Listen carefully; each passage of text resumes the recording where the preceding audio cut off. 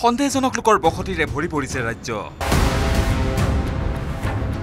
জনগাঁথনি দুৰ্বল কৰি অসমৰ চৰকাৰী ভূমিত হাজাৰ হাজাৰ সংখ্যালঘু লোকে চলাইছে বেদখল। মাত্ৰ কেইটামান বছৰৰ ভিতৰতেই সংখ্যালঘু বেদখলকাৰীৰ আগ্ৰাসনত উচন গৈছে বিস্তৰ চৰকাৰী ভূমি। চকুৰ আগতে উৰিয়ামঘাটৰ ছবি কিদৰে সলনি হ'ল সেই কথা বৰ্ণনা কৰিলে অঞ্চলটোৰ ইতিহাস সচেতন গৱেষক ব্যক্তিয়ে।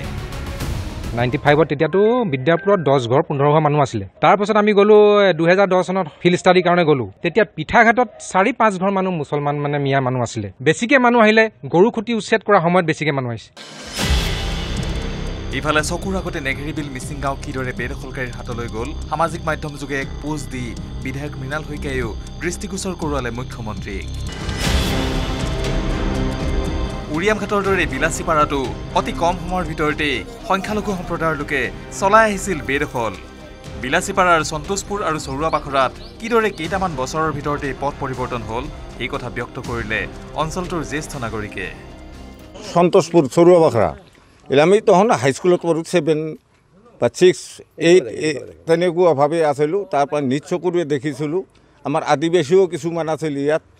83ৰ পিছত এই চুবা চুবিৰ আন্দোলনৰ ভিতৰত ইহঁত এই ক'ৰ পৰা আহিলে এই মুছলিম সম্প্ৰদায় এইটো আমি ক'ব নোৱাৰোঁ। এই আমাৰ ঠাইখিনি গোটেই খালী আছিল, পাহাৰবিলাক গোটেই ঠাই খালী আছিল। আমি গৰু চৰু চাৰিছিলোঁ। অচিনাক্ত মুছলিম সম্প্ৰদায়ৰ মানুহখিনি আহি বজাই হৈ গ'ল। প্ৰথম অৱস্থাত আমি ছোটৰ পৰা যেতিয়া দেখিছোঁ এতিয়াতো জংঘলেৰ ভৰা আছিল, শালেৰ গাছো অজস্ৰ আছিল। সন্তোষপুৰ এৰিয়া যেটা আছিল এতে বড়ো সম্প্ৰদায়ৰ মানুহ সুন্দৰ কৰি আছিল।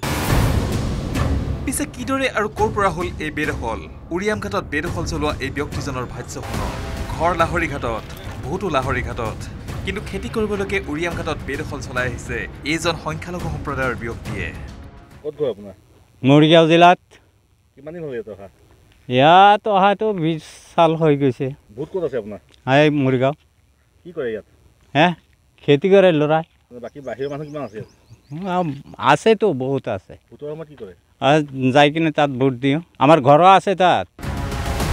বেদখলকাৰী মানে গৃহহাৰা সৰ্বহাৰা নহয়। যোৱা 12 জুলাইত পাইকানত মুখ্যমন্ত্ৰীক সকিয়নি দিয়া চামনুল আলীৰ দৰে লোকেও কেৱল ইটা ভাটা বহুৱাবলৈকে বনাঞ্চল বেদখল কৰি ৰাখিছিল। খালি পাট্টাৰ মাটিত সোমাম আৰু তোমাক এদিন হ'লেও আমি এই খাস মাটিত ওলাই লৈ আহিম। খাস মাটিত তোমালোকে বসবাস কৰিব লাগিব।